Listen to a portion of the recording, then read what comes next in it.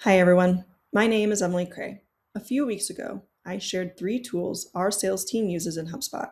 Today, I'm going to dive deeper into playbooks and how we curate playbooks to be resources for specific scenarios our team encounters.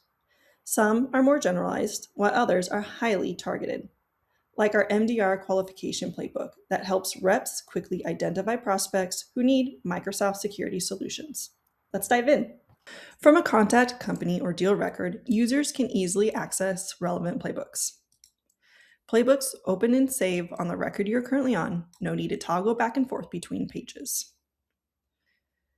This specific playbook provides a call script and qualification questions.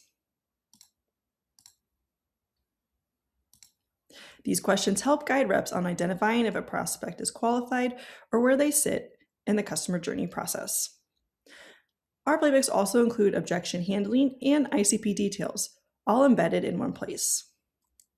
Once the rep works through the playbook and takes action, whether that's sending an email, making a call, or logging as a note, the activity is saved on the record timeline. That data feedbacks into our sales analytics so we can see which playbooks are actually driving deals forward and which ones need updating. From an admin perspective, HubSpot makes it easy to build and maintain playbooks without needing technical skills. You can customize the qualification questions, add your own messaging, or set conditional logic so the right playbook appears based on certain rules and criteria.